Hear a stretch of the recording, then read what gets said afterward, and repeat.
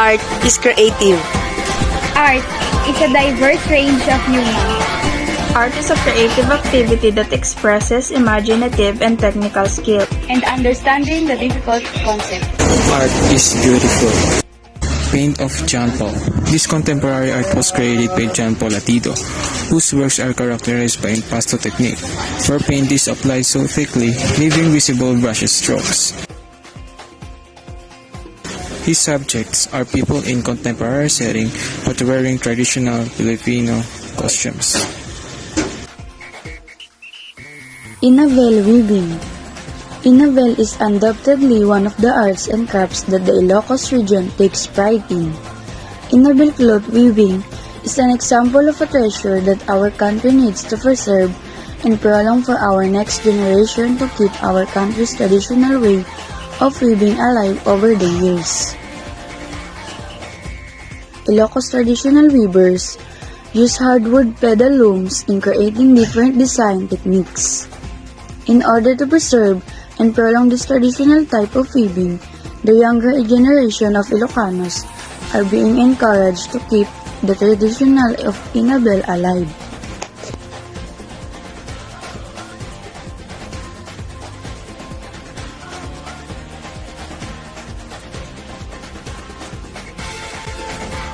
The Philippine Shell Industry with special focus on Mactan, Cebu.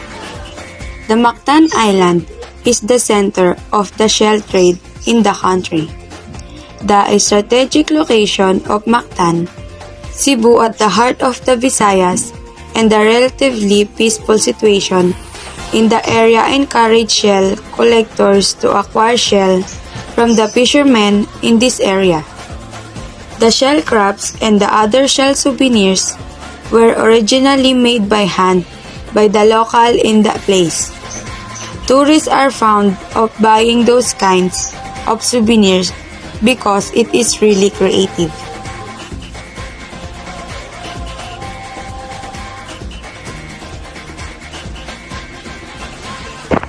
Today, Marikina is known as the shoe capital of the Philippines because of its progressive shoe industry.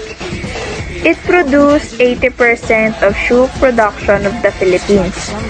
All locally produced shoes are made in Marikina, from slippers to shoes. The city also produces shoes which is made of rubber, wood, and plastic.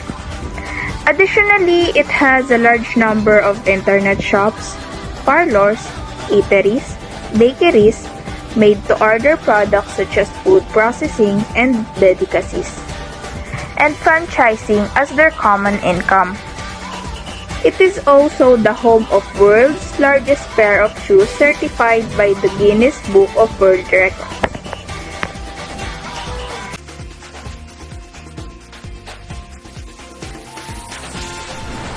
Traditional art of tattooing. The traditional practice of hand-tap body art began with the Kalinga headhunters and Butbut warriors thousands of years ago. There are no machines, no tattoo guns. It is as simple as a thorn from the pomelo tree bound to a bamboo stick, a string for stenciling, a mixture of coal and water for the ink, and of course, patience and a steady hand. There is no numbing cream. You may get a towel to bite down on if you're lucky. But that certainly would get a giggle out of Wang Od as she repeatedly embeds the ink-coated thorn into your skin.